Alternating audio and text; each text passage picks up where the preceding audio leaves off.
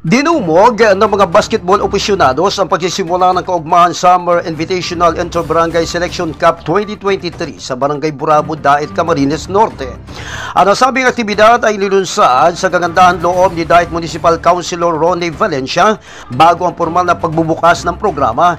Isang makaagaw pansin ang nasilayan ng mga manunood sa pamagitan naman ng mahabang parada na pinangunahan ng Drum and Lyre Corps sa pamagitan naman ng kanilang pamunuan katuwang ang Daet PNP. Sa mensahe na ipinabot po naman ni Consel Valencia sa mga manunood. Maraming hapon po at maraming salamat po sa lahat ng participants na nandito ngayon, yung players, viewers, lahat po at mga taga-barangay ng kanyang barangay. Maraming salamat po.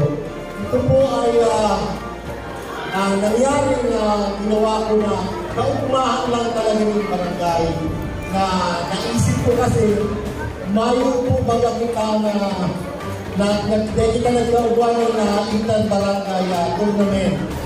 Kaya naisip ko po at sinuportahan po ako sa kanyang pamilya na magkaugwa po ng tournament na ini. At ito naman po ay ginagos ko rin sa Barangay Burabo kasi taga-biktiman ako.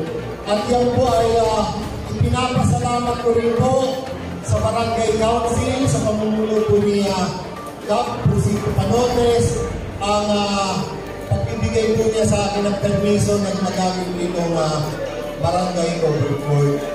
Yung po ay pinapasalamat ko sa kanila sa lahat po ng tumulong. Sa inyo po lahat, maraming salamat po. Pinasalamatan ito ang lahat ng mga naging katuwang sa nasabing programa, partikular na sa mga barangay officials ng Barangay Burabod.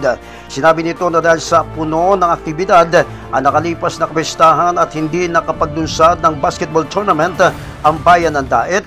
Ito anya ang naisip nilang paraan upang kahit paano maibigay ang kahilingan ng mga magagaling na basketballista ng bayan ng Daet. Matapos nito ay sinagawa na sa loob ng covered court sa Barangay Burabod ang inaabagang Miss Kaugma 2023 kung saan ito'y niluhukan ng mga naggagandahang mga kandidata mula sa iba't ibang purok at barangay sa bayan ng Daet. Ganap na alas 7:30 naman ang gabi ng formal na magsimula ang basketball tournament na tatagal naman ng 1 linggo. Aabot naman sa 50,000 piso ang tatanggapin ng tatanghaling kampiyon at 20,000 piso naman para sa first runner-up. Tatanggap din ng 5,000 piso para sa best in uniform, 5,000 piso naman para sa mythical first 5, 3,000 piso para sa most valuable player at 3,000 naman para sa best in muse. Dahil dito, lalong napamahal kay Consel Ronnie Valencia ang mga basketballista ng bayan ng Daet kasabay ng pangakong pagsuporta sa nasabing konsihal. Para sa RMTV News, ako si Lino Malabanan, ang inyong responsabling tagapagbalita.